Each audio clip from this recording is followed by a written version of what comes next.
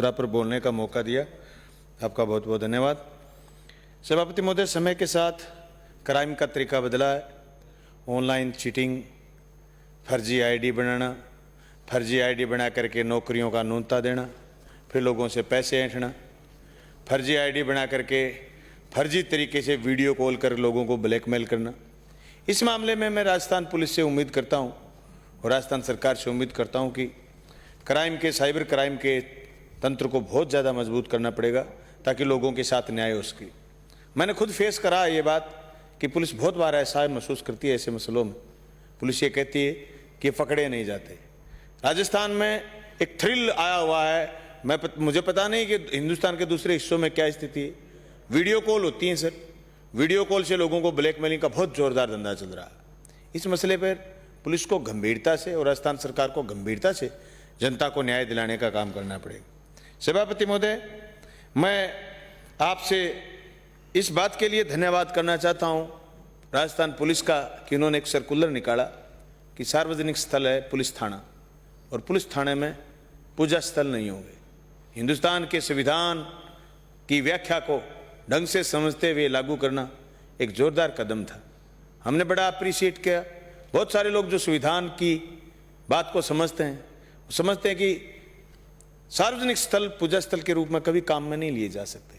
इस बात के लिए मैं धन्यवाद करना चाहता हूँ। पुलिस ने एक सर्कुलर और निकाला सभापति महोदय कि जो दानदाता है उनका नाम नहीं लगाएगा कोई।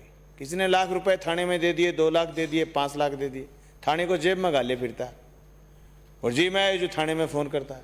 तो एक जोरदार अभी थोड़े दिन पहले सर्कुलर निकला कि दानदाता कोई होगा उसका नाम नहीं लिखा जाए। उसके बाद अगर कोई दान देना चाहे, कोई संस्था थाने के अंदर कोई बैरिक बनाना चाहे, कोई गार्डन बनाना चाहे, कमरा बनाना चाहे तो बनाए। लेकिन जो अक्सर ये देखा जाता है कि थानों में जो लोग दान करते हैं वो फिर थाने से उल्टे पुल्टे काम करवाने की चेष्टा भी करते हैं। इसलिए जिन लोगों का नाम नहीं लिखा जाए तो उछड़ते भी। सभापति महोदय, इसी दरमियान हनुमानगढ़ में एक पुलिस गेस्ट हाउस बना, सारे थानों से पैसे मांगे गए। एक तरफ तो पुलिस के डीजीपी साहब का सर्कुलर है कि साहब आप किसी का नाम नहीं लिखोगे जो दान देगा, दूसरी तरफ पुलिस खुद गेस्ट हाउस बना रही है। Why not? ये सोचने वाली बात है। हम पॉजिटिव करते करते एकदम नेगेटिव कैसे हो सकते हैं? सभापति महोदय, मैं धन्यवाद करना चाहूंगा राजस्थान के एसीबी का, जिन्होंने बहुत सारे भ्रष्ट लोगों को, अधिकारियों को पकड़ा और पकड़ करके उनको जेल तक भेजा और लोगों में विश्वास हुआ कि कोई अगर पैसा मांगेगा तो कोई इनको पकड़ भी सकता है। इस बात के लिए हम धन्यवाद करना चाहते हैं। मेरे विधानसभा क्षेत्र में फसल बीमा को लेकर के एक फ्रॉड हुआ। सभापति महोदय, आपने तो फेस भी देखा है, प्रश्न का उत्तर भी आया। 164 करोड़ रुपए मेरे क्षेत्र के किसानों के बाकी हैं। एसीबी में कार्रवाई चल रही है। कार्रवाई इतनी धीमी है कि सारे किसानों का हित कर दिया बीमा कंपनी ने। उस लोगों ने अपराध किया, बाकायदा उनकी लिखित में शिकायत भी हुई। मेरा एसीबी से मांग है कि आप तुरंत कार्रवाई करिए। जिन लोगों ने जमीन मेरी है और दूसरे ने कोई और नाम से केसीसी वहां से उठा ली, उसको मुलजिम बनाइए, जल्दी बनाइए, ताकि दोबारा नई फसल का क्रॉप कटिंग चल रहा है, दिक्कत नहीं हो। दो गांव ऐसे जहां के किसानों के करोड़ों रुपए पेंडिंग है, इसलिए एसीबी तेजी से उसमें काम करने का काम करे। मैं सभापति महोदय आपको ये बात भी निवेदन करना चाहूंगा कि जो जेल की स्थिति, सभापति महोदय, मुझे किसान आंदोलन में 6 महीने जेल में रहने का मौका मिला। मैंने उसमें जेल में करीब 100-125 किताबें पढ़ी। मैं उसी चूरू जेल में गया अभी 4 रोज पहले। चूरू जेल में एक जोरदार लाइब्रेरी बनी हुई है, मैं लाइब्रेरी देख के आया। और मैं धन्यवाद करना चाहूंगा हमारे चूरू से आए हुए साथी का, जिन्होंने जेल में शायद लाइब्रेरी बनाने के लिए 10 लाख रुपए दिए भी। हर जेल में लाइब्रेरी बने ताकि जो अपराधी लोग गए हुए हैं समाज से, जिनकी दिशा और दशा दोनों भटक गई थी, वो वापस सही रास्ते पर आए। इसलिए राजस्थान में तेजी से इस पर काम होना चाहिए। और मैं घोषणा करता हूं कि एमएलए लेड से मैं भी जेल में लाइब्रेरी बनाने के लिए पैसे जारी करूंगा और हर विधायक भी जारी करे, ताकि लोगों को, अपराधियों को पढ़ा करके, मोटिवेशन करके, मनोवैज्ञानिक तरीके से। वहां चूरू जेल में एक एक कर्मचारी, रिटायर्ड कर्मचारियों का संगठन है जो काम कर रहा है। बड़ा अप्रिशिएट किया सर। वहां इतनी किताबें और बाकायदा सारे जो बंदी हैं, महिला बंदी भी थी, पुरुष बंदी भी थे, सबके नाम से आवंटित हो रही हैं किताबें, लोग पढ़ रहे हैं। इससे लोगों की मनोदशा बदली जा सकती है। सभापति महोदय, क्राइम इस बात के लिए भी नहीं होता कि साहब क्राइम करना ही जरूरी है। जो परिस्थितियां बनती हैं, परिस्थिति के अनुसार आदमी, जैसे अभी हाई कोर्ट के मुख्य न्यायाधीश का बयान आया रीट के इस सारे मामले के बाद कि आप कुछ भी कर लो पेपर लीक होंगे। क्यों? कि जी बेरोजगारी है, बेरोजगार कहीं ना कहीं हाथ पैर मारता है। ये चीफ जस्टिस कह रहे हैं, मैं नहीं कह रहा।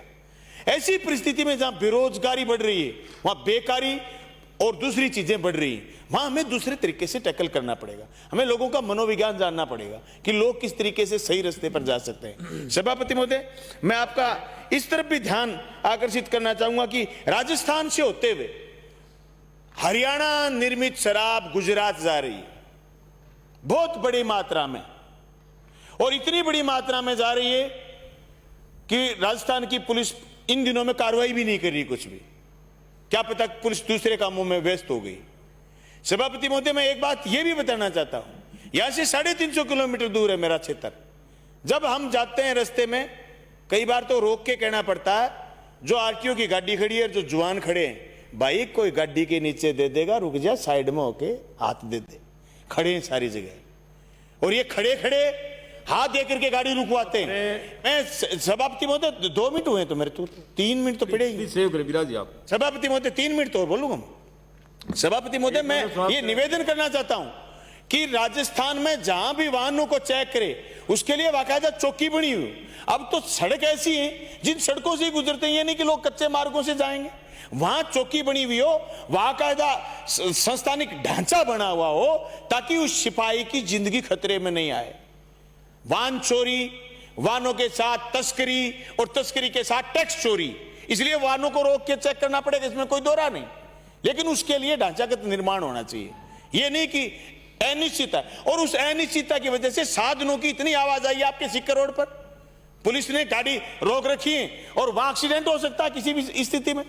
इसलिए यह गंभीर मसला है, हम सबके जीवन का मसला है। सभापति महोदय, हमारे सिस्टम को ठीक करने की जरूरत है। मैं राज्य सरकार से मांग करना चाहता हूं कि पुलिस, सर लास्ट बात बची है कि पुलिस को आपने पिछली बार जो बजट दिया वो बजट अभी लागू क्यों नहीं करा? मैंने गाड़ी मांगी सर भादरा थाने और भिरानी थाने के लिए। मुझे ये पता चला कि पिछली बार जो गाड़ियों के लिए 60 करोड़ रुपए दिए थे, मंत्री महोदय अभी 40 करोड़ रुपए पुलिस को दिए, 20 करोड़ जारी नहीं करे। हम जिस तरीके से दूसरे कामों में इंगेज हो रहे हैं, हमें कानून व्यवस्था के लिए भी जो बजट हमने अनाउंस करा है वो बजट हमें जल्दी से जल्दी जारी करना चाहिए। देश प्रदेश में कानून व्यवस्था बढ़िया होगी। देखो आज भी मैं कह रहा हूं, हरियाणा से पंजाब से हमारी पुलिस अच्छी है, हमारी पुलिस अच्छा कर रही है, थानों में लोगों की सुनवाई होती है। इसलिए कानून व्यवस्था दुरुस्त करने के लिए राजस्थान सरकार को खर्चा और बढ़ाना चाहिए।